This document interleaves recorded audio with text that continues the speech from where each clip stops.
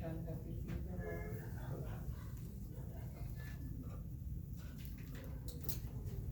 A little bit over here.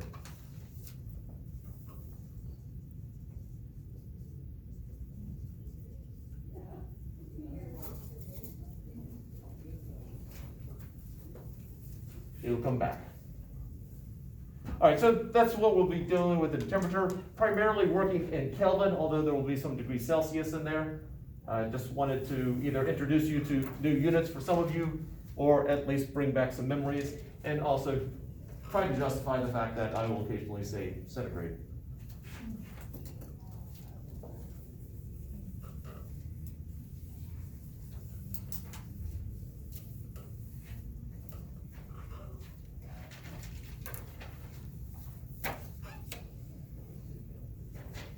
All right, so imagine that we're all in a small space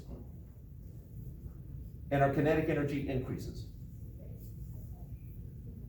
What are we going to end up doing? Heating up the room. Pardon? Heating up the room. Okay, in terms of if I take a piece of tape and I put a giant circle on the floor, we all get in it, and suddenly our kinetic energy increases. Before we heat up the room, something else is going to happen first. Our speed Okay, what's that going to happen to our speed? increases. Okay, and therefore? We're running. Okay. What about the circle that we started in? Yeah, we're going to start to expand. So as we put energy into an object, it will expand. As we take energy out, it will shrink.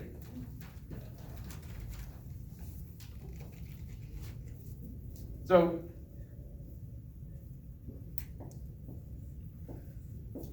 there's a formula. Make sure I get on the right page. Okay,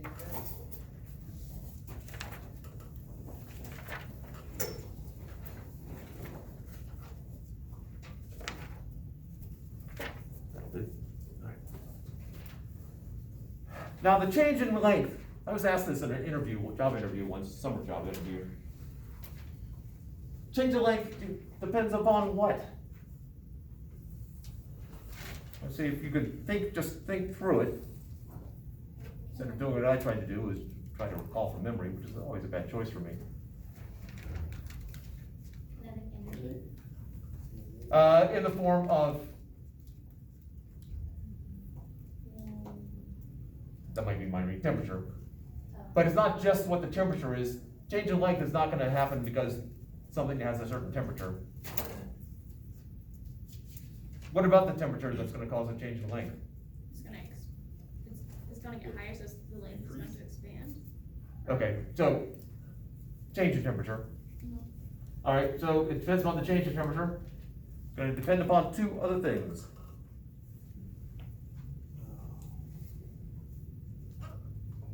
Would it be speed?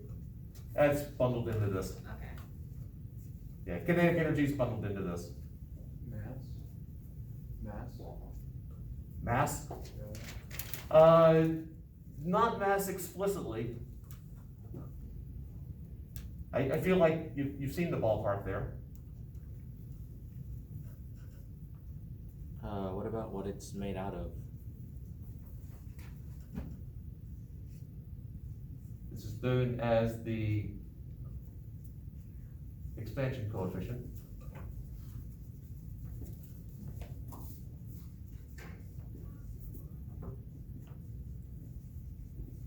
And that is material dependent.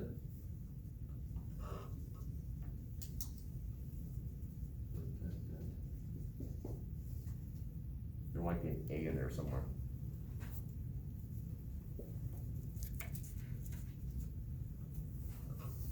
I will tell you, those are the two that I remembered in the job interview. I did not remember the third one. I did not get the job. what is the bottom say, material dependent, or? Yeah, it's a material dependent value. It's found experimentally. It's possible they can derive it theoretically, but I haven't seen it. but it's usually an experimental value that you would look up. So for example, for aluminum, this alpha for aluminum is 24 times 10 to the negative 6th per degree Celsius. No units on top, just on the bottom. Would the third one be the original length? Yes, yes it is. Oh, fabulous. And they would have been so much more impressed with you than they were with me. I would have gone the other two, so. Together we could have got it. I was like, class. Don't like you split the salary. 80-20. All right, so let's actually take a plug and chug type example. So I have an aluminum, let's make it a 10-meter long aluminum bar.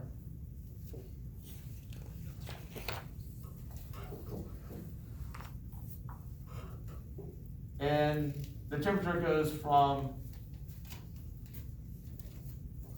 300 Kelvin to,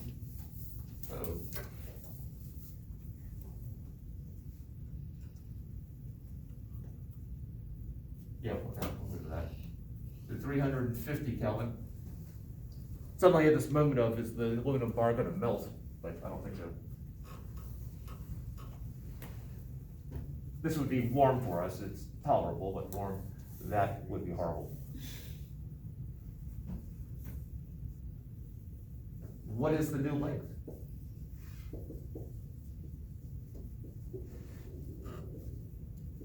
Of the bar?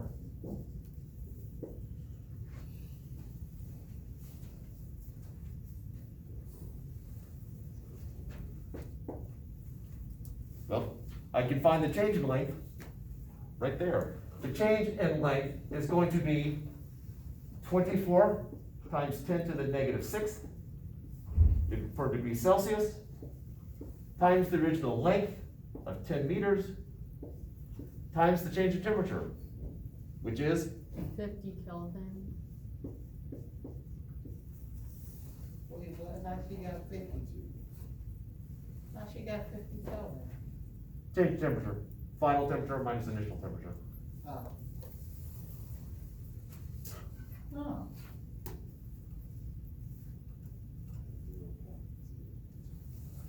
I heard 0.012. Might be wrong. Anyone else have a different number?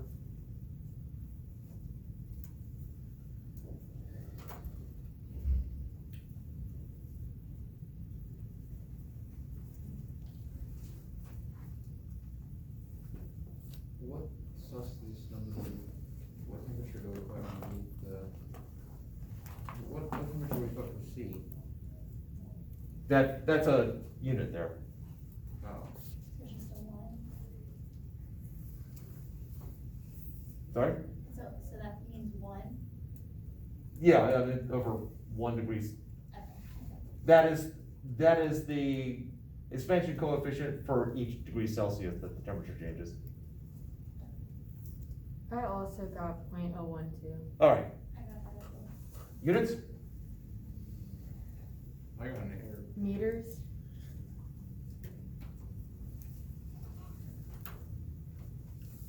So to answer the actual question though, because the question wasn't how much does it change in length, the question was what is the new length?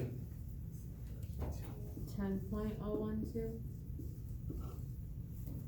So by going through this 50 Kelvin change, the aluminum, this 10-meter bar of aluminum, and I'm holding my hands up like that's 10 meters, that's more like 2 meters, expands an extra 1.2 centimeters, something like that.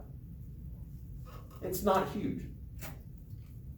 But it can be significant. If you think about road conditions, if you see the bridges where they've got there's various places where you see these metal bits.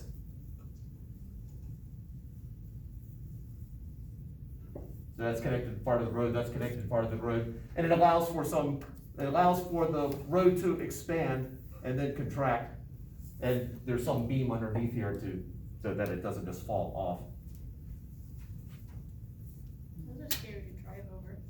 Say it again? Those are scary to drive over. Oh, yeah. It depends on the time of year. Now, there's another thing that I had here that no one seemed to have brought up, is the fact that units should cancel out. So I have meters, end up with meters, so meters should stay, but I've got Kelvin here, and I have degrees Celsius there, and somehow we just made them go away.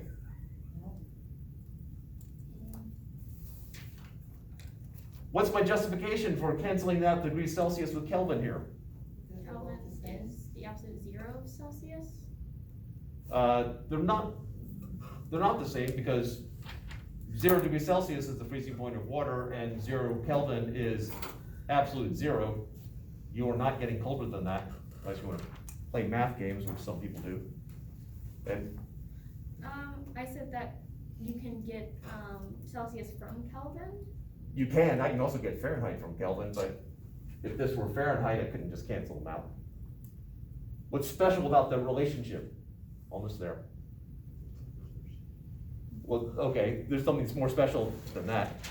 You have a direct relationship with that number, but they have a direct relationship, right? They have the 2.73 or whatever, they subtract from one to get the other, or add. So Because it is just a matter of adding something to it. I'm gonna round off for the sake of this, I'm just gonna make it 273. So 300 Kelvin would be, well, if I subtract 273, that is 27 degrees Celsius. 350 Kelvin, subtract 273, I get 77 degrees Celsius. My change in temperature here is 50 Kelvin. My change in temperature here is 50 degrees Celsius. When dealing with temperature change, Kelvin and degrees Celsius actually are interchangeable when dealing would you with, do that with Fahrenheit and the other thing? and Rankine, yes. That's what I was meaning to say, mister. Okay, That's what I meant. noted.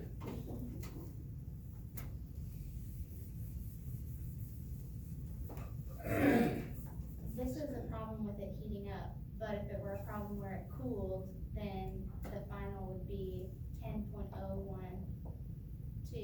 minus, or I mean 10 minus. Well, yeah, if it went from 300 to 250 Kelvin, then yeah, it would be 10 minus. Technically, what you would see mathematically, this would be negative 50 in that case, and therefore that would be negative right there.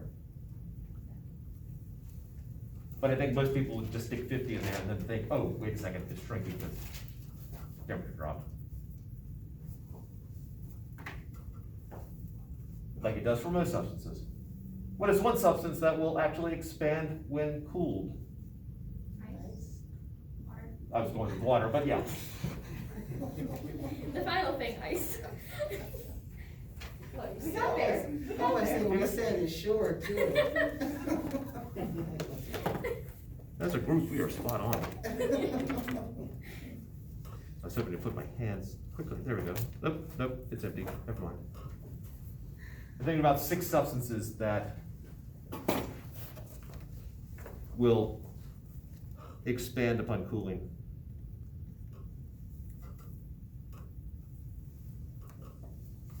Too much to hope that I can just land on it. All right, don't worry about it. In which case, alpha would be a negative number.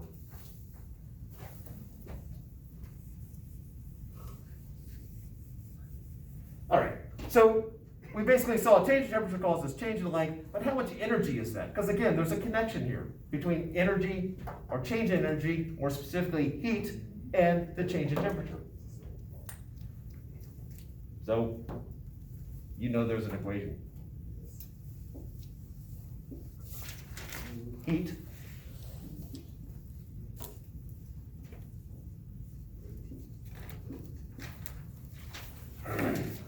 Q equals MC delta T.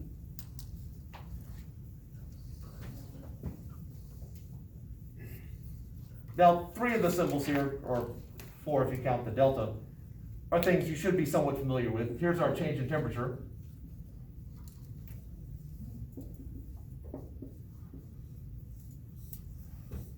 This is heat, this is the amount of energy flowing in or out. M is mass. And then we have the C here, which stands for specific heat.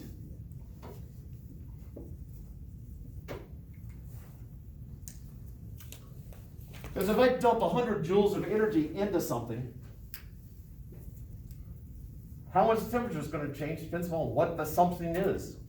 It's different for aluminum than it is for water. Matter of fact, water typically has a very high specific heat, which is good for the life as we know it. Isn't it like 4.18 or something like that? The actual number in joules per joules per gram degrees Celsius, I think. Again, going off of memory, which is not always a good thing.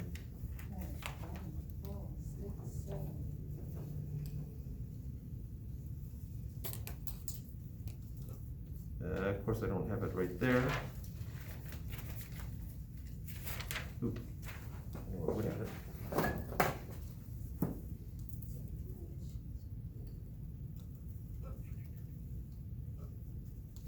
4.184 joules per gram degree Celsius. I think that's the number you were going for.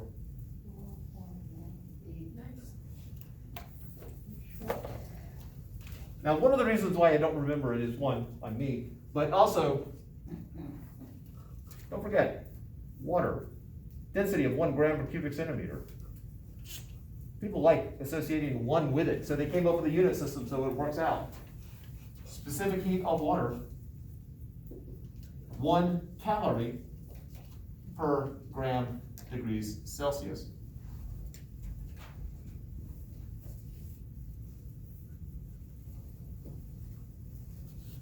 This is an energy unit of calorie. This is not a food unit of calorie. So if I put CH2O? Yes, specific heat of water. Did we ever use the joule one? Yep. So 4.184 joules per gram degrees Celsius, or 4,184 joules per kilogram. I was wondering what that G was the other day.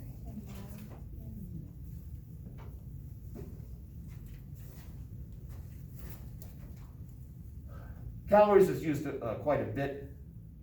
There's something that sometimes people use with this called a calorimeter when you're trying to figure out the energy that comes out of something. So calorie comes in quite a bit. Also, with food calories are related to these calories, but just if I use the term calorie without the word food in front of it, I'm talking about these type of calories, not the food ones. And what's the relationship between food calories and energy calories? Food gives you energy. I heard two different things at once and I missed them both. Go ahead. Food gives you energy. Okay, food does give energy, but what's the difference between the unit of food calorie and energy calorie? Well, one goes in your body, the other one doesn't. Think. There's a direct translation between these two.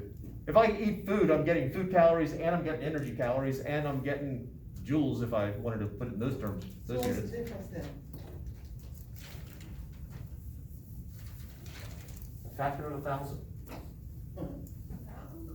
That's it? 1,000 calories is equal to 1 food calorie.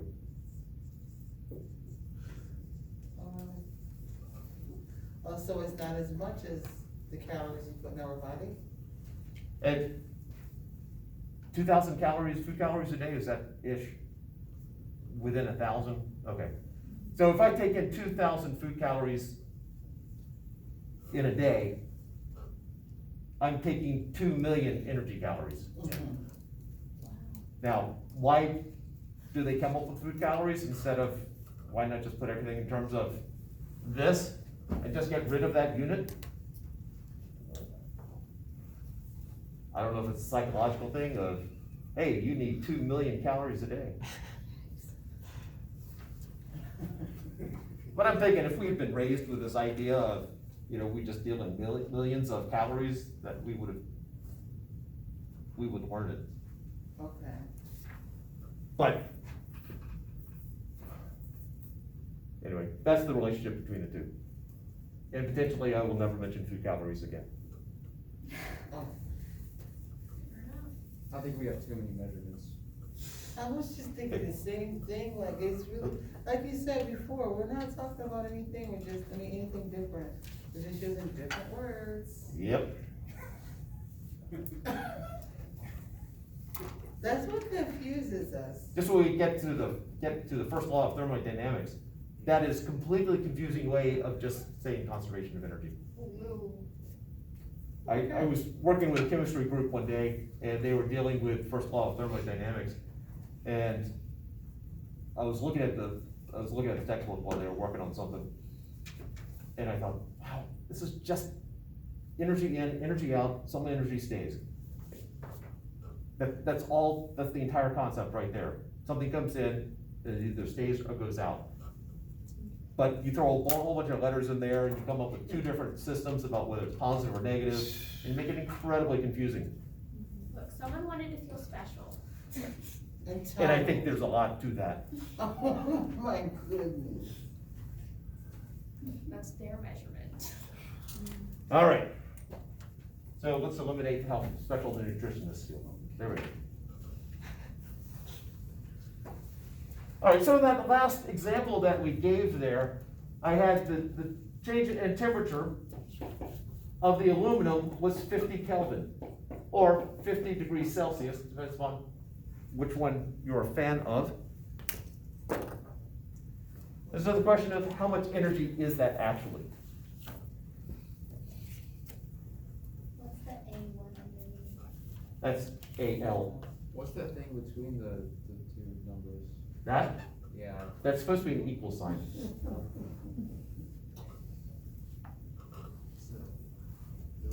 Any other criticism on my hand? No. Any other questions? AL, what does that stand for? Aluminum, this was the change in temperature of the aluminum. Okay, I'm caught up.